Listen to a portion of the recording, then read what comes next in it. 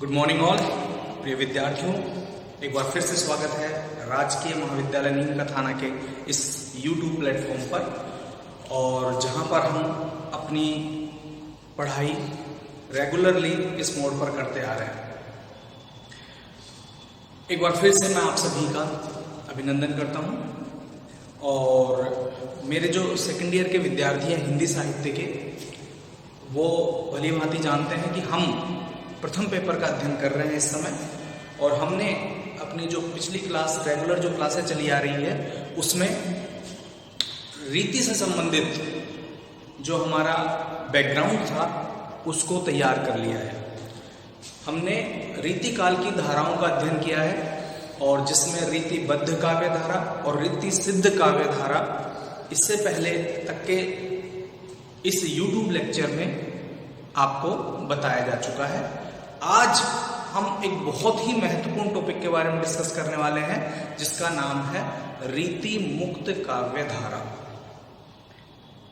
ये न केवल रीति काल को समझने के लिए और साहित्य के प्रति समझ बढ़ाने के लिए बहुत आवश्यक टॉपिक है, अपितु हमारी परीक्षा के हिसाब से भी बहुत महत्वपूर्ण टॉपिक है। क्योंकि हर बार कम से कम 30 या 40 नंबर का मटेरियल केवल इस सेगमेंट से आता है, रीति मुक्त काव्य धारा से पूछा जाता है। तो मैं आपसे ये गुजारिश करूंगा कि आप इस टॉपिक को बहुत ही गंभीरता से देखें।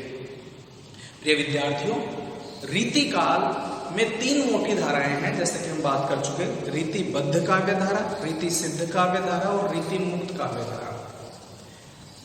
रीतिबद्ध कवि या रीतिबद्ध कविता वह कविता थी जिसमें आचार्यों ने या रीति कवियों ने लक्षण ग्रंथों का निर्माण किया था, उस रीति की परंपरा का निर्वहन करते हुए किया था। रीति सिद्ध काव्य परंपरा वह थी जहां पर लक्षण ग्रंथों का स्वतंत्र रूप से निर्माण तो नहीं किया, लेकिन रीति की परंपरा का पालन अवश्य किया गया। तो ये जो 2 काव्य धाराएं थी, इसके बाद आती है तीसरी रीति मुक्त काव्य धारा। जैसे कि नाम से स्पष्ट है, रीति मुक्त अर्थात फ्री, इंडिपेंडेंट, स्वतंत्र, कि वह काव्य धारा जो रीति से पूरी तरह से मुक्त थी, फ्री थी एकदम। अतः इस काव्य धारा को स्वच्छंद काव्य धारा भी कहा जाता है। रीति मुक्त काव्य धारा को स्वच्छंद काव्य धारा भी कहा जाता है। प्रिय विद्यार्थियों, अक्सर परीक्षा में रीति मुक्त काव्य धारा के बजाय स्वच्छंद काव्य धारा बोलकर प्रश्न किए जाते हैं। तो हमें ये पता होना चाहिए कि रीति मुक्त काव्य धारा ही स्वच्छंद काव्य धारा है। अब यह जो काव्य धारा है, नाम से हमें पता चल गया कि रीति का अनुगमन नहीं करती। इसके अंतर्गत कवियों ने लक्षण ग्रंथों का निर्माण नहीं किया, और चूंकि ये स्वच्छंद काव्य धारा है तो ये किसी परंपरा में भी नहीं बंधे।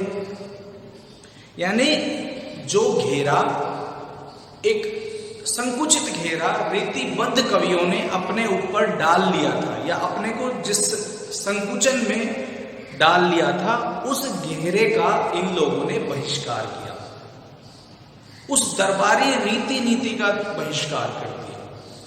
वह दरबारी नीति जो कि कवियों को बाध्य कर रही थी एक संकुचित या संकीर्ण अवस्था की कविता करने के लिए, इन लोगों ने, रीति मुक्त कवियों ने उसका पूरी तरह से बहिष्कार कर दिया। आइए देखते हैं इसकी मुख्य विशेषताओं को। पहली विशेषता है कि रीति एवं दरबारी संस्कृति से मुक्त, अर्थात रीति मुक्त कवियों ने न तो किसी दरबारी संस्कृति का अनुगमन किया और न ही संस्कृत की काव्य शास्त्रीय परंपरा का। इन्होंने अपनी एक अलग राह चुनी, अपनी एक अलग राह इन्होंने चुनी जो किसी राज दरबार की नौकरी की अपेक्षा नहीं करती थी, या उस संकुचित घेरे में स्वयं को नहीं बांधना चाहती थी। तो इनकी जो कविता है वो दरबारी संस्कृति से विमुख कविता है, उसके प्रतिगामी कविता है, उसके प्रतिकूल कविता है। तो यह जो रीति मुक्त काव्य परंपरा है, यह पूरी तरह से रीति से मुक्त है और दरबारी संस्कृति से भी मुक्त है। इसके बाद अगली विशेषता है स्वानुभूत प्रेम की अभिव्यक्ति। यह बहुत बड़ी चीज है। स्वानुभूत प्रेम, प्रेम की उद्घोषणा रीतिबद्ध कवियों ने भी की, भरपूर प्रेम लिखा, भरपूर श्रृंगार लिखा, लेकिन उनका जो प्रेम था, रीतिबद्ध कवियों का जो प्रेम था, वो बनावटी था। प्योर प्रेम, विशुद्ध प्रेम नहीं था उसमें।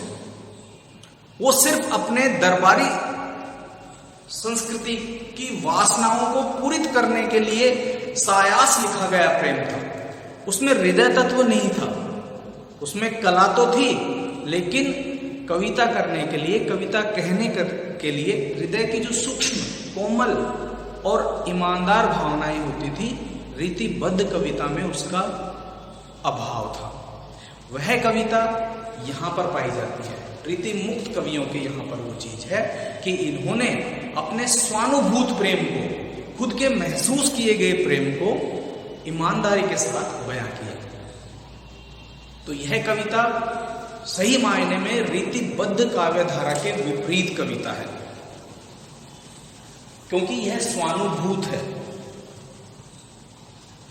अगली विशेषता देखते हैं, श्रृंगार वर्णन में विरह का आधिक्य। इन कवियों ने भी श्रृंगार के दोनों रूप प्रस्तुत किए। इन्होंने संयोग श्रृंगार के ऊपर भी कविता लिखी और वियोग श्रृंगार पर, लेकिन चूंकि ये प्रेम के जमादानी के पथिक थे, प्रेम की पीड़ा के कवि थे,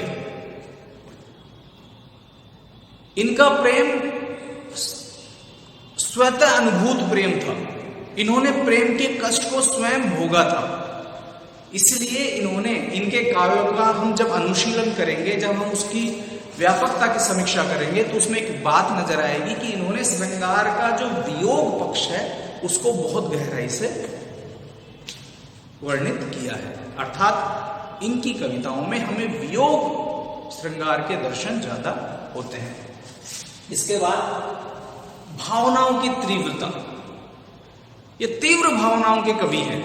इनके यहां पर जो भी भावनाएं हैं वो बहुत सूक्ष्मता से अभिव्यक्त होती हैं, बहुत गहराई से अभिव्यक्त होती हैं, बहुत तीव्रता से। इनको यदि हृदय में कोई टीस उठती है तो उसका भी स्तर एक अलौकिक स्तर तक है, क्योंकि इनकी कविता ईमानदार कविता है, निश्चल कविता है, सूक्ष्म सौंदर्य की कविता है।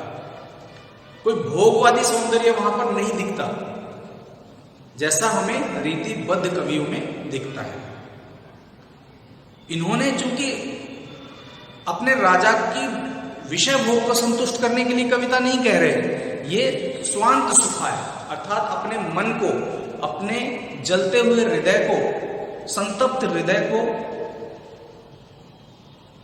ठंड के छींटे देने के लिए, और वह ठंडक जो कि इनके प्रेम की उपलब्धि है, उस पीड़ा को शांत करने के लिए कविता कह रहे हैं। इसलिए यहां पर ईमानदारी और भावों की सूक्ष्मता, भावों की गहराई और तीव्र अभिव्यंजना प्रदर्शित होती है। इसके अलावा इनका जो काव्य है भावात्मक है, फुल ऑफ इमोशंस है। यहां पर प्रेम की तीव्रता भी है, प्रेम की गहराई भी है, और भावनाओं का उत्कट स्वरूप प्रदर्शित होता है। श्रृंगार का चित्रण किया, लेकिन रीतिबद्ध कवियों की तरह नारी के बाह्य सौंदर्य की तरफ इनकी दृष्टि नहीं जमी। ये नारी के हृदय को परखते हैं, उनके शारीरिक अंगों के बजाय उसके मन को टटोलते हैं, उसके मन में छिपी हुई पीड़ा को अभिव्यक्त करना इनका अहम उद्देश्य है। इसलिए यहां पर भावनाएं हैं। इनकी कविता आत्मपरक कविता है, खुद की कविता खुद के लिए है, उसमें बाह्य कोई हस्तक्षेप नहीं है। इसीलिए तो इसको हमने स्वच्छंद काव्य धारा के नाम से जाना है। यहां पर एक चीज बहुत गौर करने लायक है कि इन कवियों ने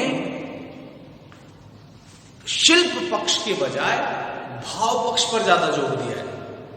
हालांकि रीति कविता, रीति काल की कविता शिल्प की कविता है, शिल्प सौंदर्य की कविता है, जहां पर लगभग सभी कवि बहुत उच्च दर्जे के काव्य शास्त्र के विद्वान हैं, स्वयं काव्य शास्त्री आचार्य हैं, लेकिन इन कवियों ने अपना वह मोह त्याग दिया। इनकी कविता किसी दरबारों में सजाने योग्य नहीं है, वाह वाह कहलाने योग्य नहीं है, अर्थात शिल्प वहां पर थोड़ा गौण हो जाता है, लेकिन भावनाओं की दृष्टि से वह कविता बहुत उच्च दर्जे की कविता बन जाती है। तो यहां पर जब हम इसका अनुशीलन करेंगे तो हम ये पाएंगे कि रीति मुक्त कविता भाव पक्ष को गहराई से अभिव्यंजित करती है बजाय शिल्प पक्ष के। इन कवियों ने भावनाओं का अभिव्यंजन बहुत गहराई से किया, शिल्प की ओर भले ही ज्यादा ध्यान नहीं दिया, फिर भी ब्रज भाषा का जो माधुर्य है वो रीतिबद्ध कविता के बजाय रीति मुक्त कविता में बहुत सुंदर नजर आता है। आइए बात करते हैं रीति मुक्त कविता के कवियों की। तो रीति मुक्त कविता के प्रमुख 5 कवि माने गए हैं: घनानंद, आलम, बोधा, ठाकुर और द्विजदेव। ये वे कवि हैं जिन्होंने प्रेम में असफलता पाई है, प्रेम किया, सच्चाई से प्रेम किया और उसमें लगभग असफल हो गए। तो उस असफल प्रेम की असफलता से जो इनको पीड़ा हुई है, जो इन्होंने विरह को जिया है, वो अपनी कविता में ये ईमानदारी से व्यक्त करते हैं। घनानंद स्वयं कहते हैं कि लोग लागी हैं कवित्व बनावत, मोहि तो मोहि कवित्व बनावत। अर्थात लोग तो कविता रचने में लग रहे हैं, लेकिन मुझे तो मेरी कविताएं स्वयं ही बना रही हैं। अर्थात इन कवियों का कोई भी सरोकार अपने आप को कवि के रूप में प्रदर्शित करने का नहीं था। इन्होंने तो बस अपने आप को एक प्रेमी के रूप में प्रस्तुत किया है। और चूंकि यह कविता ईमानदार अभिव्यक्ति है, स्वच्छंद अभिव्यक्ति है, हृदय की स्वतः स्फूर्त भावनाओं की अभिव्यक्ति है, जिसमें सारे पक्ष हैं, उसमें कला भी है, उसमें भावना भी है, उसमें स्त्री के सौंदर्य का सूक्ष्म अति सूक्ष्म वर्णन भी है, उसमें प्रकृति का रस भी है, उसमें कहीं न कहीं ईश्वर का प्रेम अर्थात लौकिक प्रेम जब बहुत ज्यादा गहराई तक पहुंच जाता है तो वह आध्यात्मिक प्रेम के रूप में परिवर्तित हो जाता है। तो कहीं न कहीं आध्यात्मिक प्रेम की भी छाप है उसमें। तो कुल मिला के ये जो स्वच्छंद काव्यधारा है, रीति मुक्त काव्यधारा है, ये संपूर्ण रीति काल की एक अनुपम निधि है।